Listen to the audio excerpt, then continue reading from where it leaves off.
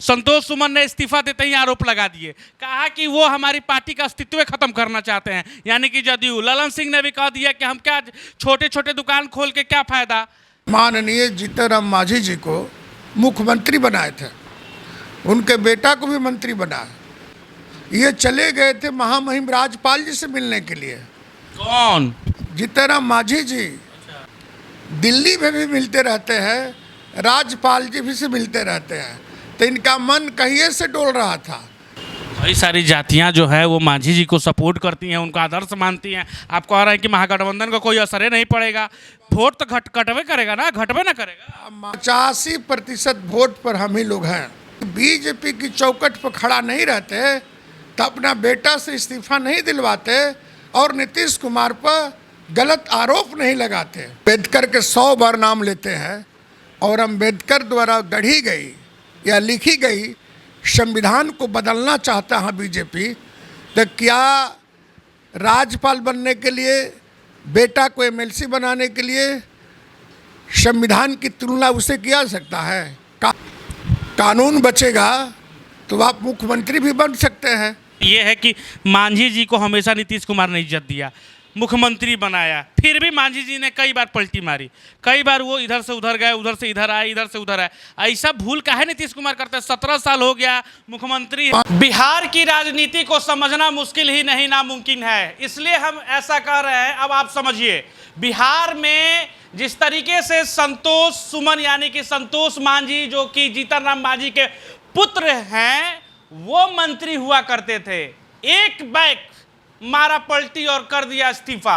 अब इस्तीफा देने के बाद रोचक बात यह हो गई कि जीतन राम मांझी ने भी कह दिया कि कुछ निजी कारणों के कारण, पारिवारिक कारणों के कारण, कुछ निजी कारणों के कारण मैं भी अब पार्टी मतलब आप लोगों के गठबंधन में नहीं रहना चाहता हूं। आखिर बिहार में होत क्या बा भैया? बिहार की राजनीति जो कोई देश को दिशा देती है। अगला साल चुनाव है लोकसभा का, और लोकसभा चुनाव से पहले आज हम बात करेंगे जिस जदयू पार्टी ने कभी जीतन राम मांझी को यानी कि नीतीश कुमार ने मुख्यमंत्री बनाया था, उस जीतन राम मांझी के पुत्र ने आज इस्तीफा क्यों दे दिया। ये सारी बातों पे एक्सक्लूसिव जुड़ चुके हैं जदयू के राष्ट्रीय महासचिव, पूर्व मंत्री यानी कि श्री भगवान सिंह कुशवाहा। चले बात करते हैं और जानते हैं कि आखिर भैया जदयू और महागठबंधन का क्या हाल है, क्या मिजाज है, आखिर करवट कहां लेगी इस बार की राजनीति। सर स्वागत है आपका। आपको भी स्वागत है और आपके चैनल से देखने वाले लोगों को मैं स्वागत करता हूं। सवाल सर बहुत सारा है। पहला सवाल तो यह है कि संतोष सुमन ने इस्तीफा देते ही आरोप लगा दिए, कहा कि वो हमारी पार्टी का अस्तित्व खत्म करना चाहते हैं, यानी कि जदयू। ललन सिंह ने भी कह दिया कि हम क्या छोटे छोटे दुकान खोल के क्या फायदा। दरअसल माननीय मुख्यमंत्री जी ने इनको सुझाव दिया था कि हम लोग एक विचारधारा के आदमी हैं, हम लोग को मिलजुल करके लड़ाई लड़नी चाहिए। तो फिलहाल अपनी कुर्सी की चिंता नहीं है, अभी देश को बचाना, देश की संविधान को बचाना, बाबा साहब अम्बेडकर के विचार को बचाना। तो वैसी स्थिति में बात हो सकती है, लेकिन इतना जल्दीबाजी उनको इस्तीफा दे करके महागठबंधन से अलग हो जाना मैं समझता हूँ मुनासिब नहीं था। और ये बात भूल गए, यही नीतीश कुमार जी ने उनको अपना कुर्सी छोड़ करके माननीय जीतन राम मांझी जी को मुख्यमंत्री बनाए थे, उनके बेटा को भी मंत्री बनाया। तो ऐसी स्थिति में सम्मान में कहीं कोई कमी नहीं है, कोई दिक्कत नहीं है। लेकिन मुख्यमंत्री से मिलने के बाद ये चले गए थे महामहिम राजपाल जी से मिलने के लिए। कौन? जीतन राम मांझी जी।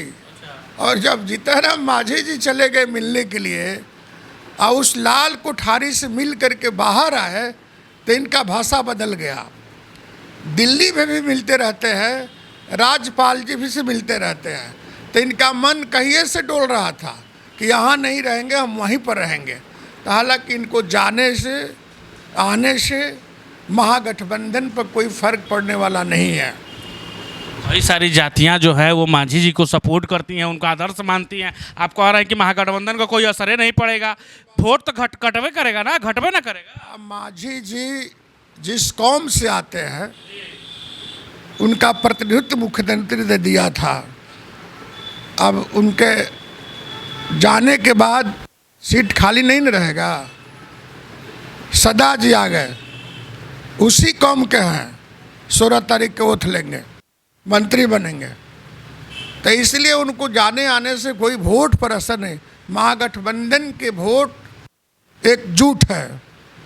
महागठबंधन में तो सबसे मजबूत साथी है माननीय लालू प्रसाद जी के पार्टी, तेजस्वी जी का, और नीतीश कुमार और कांग्रेस, अम्माले, यही मजबूत साथी है।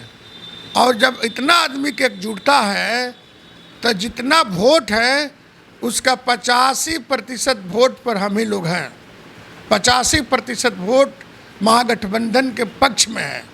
तो ऐसी स्थिति में बहुत असर पड़ने वाला नहीं है। अच्छा, मांझी जी जहाँ गए हैं वहाँ क्या सम्मान मिलेगा? अभी गए नहीं हैं, लेकिन नहीं, जाने के लिए तैयारी में है। वो बीजेपी की चौखट पर खड़ा है। यदि बीजेपी की चौखट पर खड़ा नहीं रहते तो अपना बेटा से इस्तीफा नहीं दिलवाते और नीतीश कुमार पर गलत आरोप नहीं लगाते। तो वैसी स्थिति में वहाँ चौखट पर खड़ा है। लेकिन जो इज्जत माननीय नीतीश कुमार जी ने दिया है इनको, मैं समझता हूँ ताजीवन इनका बेटा को और मांझी जी को इतना सम्मान किसी दल में, किसी गठबंधन में नहीं मिलेगा। सवाल सर ये है कि मांझी जी को हमेशा नीतीश कुमार ने इज्जत दिया, मुख्यमंत्री बनाया, फिर भी मांझी जी ने कई बार पलटी मारी, कई बार वो इधर से उधर गए, उधर से इधर आए, इधर से उधर आए। ऐसा भूल काहे नीतीश कुमार करते हैं? 17 साल हो गया मुख्यमंत्री। माननीय मुख्यमंत्री जी कोई राजनीतिक भूल नहीं करते हैं। दरअसल मांझी जी के और उनके बेटा और उनके कौम का प्रति नीतीश कुमार जी के बहुत श्रद्धा है। और नीतीश कुमार के श्रद्धा पर ही लोग हमला करते हैं। वो लोग जानते हैं कि नीतीश कुमार कमज़ोर हो गए हैं या नीतीश कुमार की कमजोरी है हमको लेना। कमजोरी नहीं है, सम्मान से उनको इज्जत करते हैं, असम्मान से इज्जत करते थे। इसलिए मैं समझता हूँ कि मांझी जी ने जो डिसीजन लिया या लेने जा रहे हैं ये बहुत अच्छा नहीं है। ये जनहित के लिए नहीं है और 85% 90% जनता के हित में नहीं है। सर सवाल ये है कि कई सारे लोग कह रहे हैं या मीडिया रिपोर्ट की माने तो ये कहा जा रहा है कि जीतन राम मांझी जो है वो गवर्नर के पोस्ट पे जा सकते हैं। वहीं दूसरी तरफ बात किया जाए तो उन्हें एमएलसी बनाया जा सकता है उनके पुत्र को। इसी के लिए पुत्र मोह जो है और अपना जो है वो देखते हुए वो भाजपा की ओर वो जा सकते हैं। अच्छा, पुत्र मोह में संविधान को तिलांजलि नहीं दिया जा सकता है। अम्बेडकर के 100 बार नाम लेते हैं और अम्बेडकर द्वारा गढ़ी गई या लिखी गई संविधान को बदलना चाहता है बीजेपी। तो क्या राज्यपाल बनने के लिए, बेटा को एमएलसी बनाने के लिए संविधान की तुलना उसे किया जा सकता है? कहाँ संविधान है? अरे भाई, आप रहिएगा ठीक ठाक से, देश के संविधान बचेगा, देश के कानून बचेगा, तो आप मुख्यमंत्री भी बन सकते हैं। लेकिन मांझी जी का जो निर्णय है वो जनहित में नहीं है, जन विरोधी। संतोष मांझी ने कई सारे आरोप लगाए हैं। उन्होंने कहा कि 5 सीट की बात हमने की थी, लेकिन उसमें कंसेशन कर सकते थे हम, 2-3 सीट इधर उधर कर सकते थे, 2-3 सीट कम पे भी हम मान सकते थे। लेकिन उन्होंने बात करना ही मुनासिब नहीं समझा। उन लोगों ने सिर्फ और सिर्फ चाहा कि हमें कैसे भी समाप्त कर दिया जाए और हमारी जो पार्टी को जो है अस्तित्व जो है वो ख़त्म कर दिया जाए। कई सारे गंभीर आरोप लगा रहे हैं। दरअसल आरोप सरासर गलत है। मुख्यमंत्री किसी व्यक्ति का, किसी पार्टी का जबरन विलय करने का, पार्टी में मिलाने का उन्होंने प्रयास नहीं करते हैं, बोलते भी नहीं हैं। उपेंद्र कुशवाहा जी 20 बार उनको हाथ जोड़े कि हमको पार्टी में मिला दीजिए, हम ऐसा गलती नहीं करेंगे। कसम खाए थे कि हम ऐसा गलती नहीं करेंगे, आपके साथ मरेंगे, आपके साथ जिएंगे। इसके बावजूद भी तो मिला है, 4था बार मिला है, आप फिर उन्होंने छोड़ करके चले गए। तो ऐसा कोई मामला नहीं रहता है मुख्यमंत्री जी किसी को जबरन नहीं कहेंगे कि हमरा में विलय कर लीजिए, हमरा पार्टी में आइए। सब लोग स्वेच्छा से उनके नीति में विश्वास करके, उनके कर्मठता में विश्वास करके, उनका कार्यशैली में विश्वास करके, ईमानदारी छवि को देख करके सब लोग जाते हैं और मिल करके काम करने की भरपूर कोशिश करते हैं और सबको प्यार करते हैं, सबको सम्मान करते हैं। अब सम्मान में देरी हो सकती है तब तुरंत उपजवा नहीं रहेगा, सम्मान में देरी हो जाएगा, कुछ समय लगेगा, तो आप जल्दीबाजी कोई डिसीजन नहीं ले लीजिएगा। इसलिए संतोष मांझी ने इस्तीफा पर जल्दीबाजी निर्णय ले लिया है, इतना जल्दीबाजी नहीं करना चाहिए।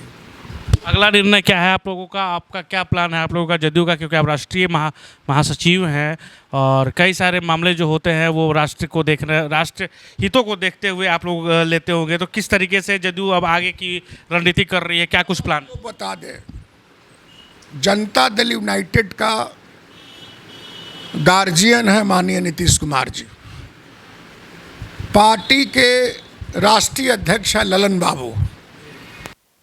ललन बाबू सहित पार्टी के जितने नेता हैं, और नीतीश कुमार एक लौता नेता है देश में जो देश बेचने वाली सरकार है बीजेपी, संविधान को ख़त्म करने वाली है बीजेपी सरकार, और आरक्षण को ख़त्म करने जा रही है बीजेपी, उसके खिलाफ अभियान चलाने का जिम्मेदारी नीतीश कुमार ने अपने कंधा पर लिया है। हम चाहते हैं कि 2024 के चुनाव में नरेंद्र मोदी हटे और उनके जगह पर महागठबंधन से निर्वाचित, महागठबंधन से कोई नेता देश के प्रधानमंत्री बने। तो इसलिए हम लोग ये सब कर रहे हैं।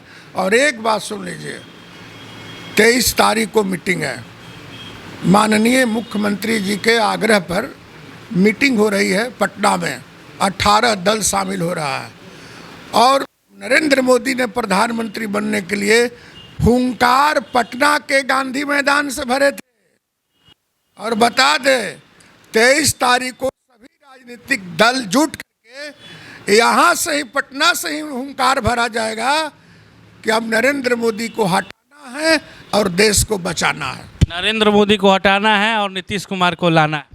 नीतीश कुमार जी को, नीतीश कुमार, कई सारे लोग कह रहे हैं कि प्रधानमंत्री नीतीश कुमार को प्रोजेक्ट किया जा रहा है, प्रधानमंत्री के लिए नीतीश कुमार पूरा देश भ्रमण कर रहे हैं और जो जितने भी विपक्ष दल के नेता को एकजुट कर रहे हैं, तो इसका मतलब नीतीश कुमार फेस होने जा रहे हैं। नीतीश कुमार जी ने या पार्टी के राष्ट्रीय अध्यक्ष ललन बाबू ने कभी नहीं बोला है, कभी नहीं लोगों ने बोले कि हमको प्रधानमंत्री बना है। राष्ट्रीय अध्यक्ष का भी बयान आ गया है कि हमको प्रधानमंत्री नहीं बनना है, नीतीश कुमार को प्रधानमंत्री नहीं बनना है।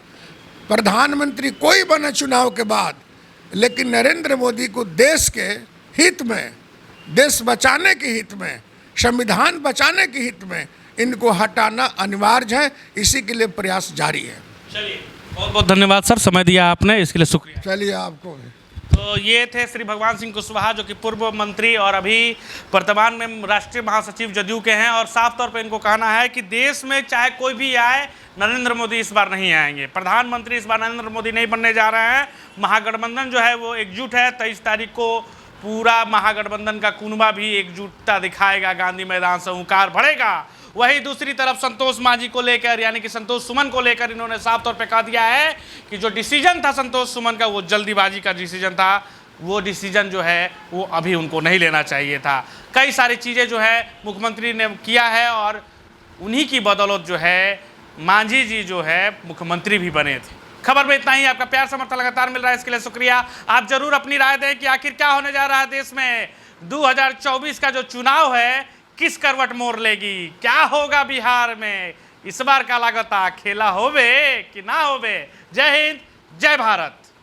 आपका अपना आशा एक भारत को सब्सक्राइब करिए भैया, और साथ ही साथ बेल बटन दबाना ना भूले, क्योंकि बेल बटन दबाइएगा तभी तो खबर फटाफट पाइएगा।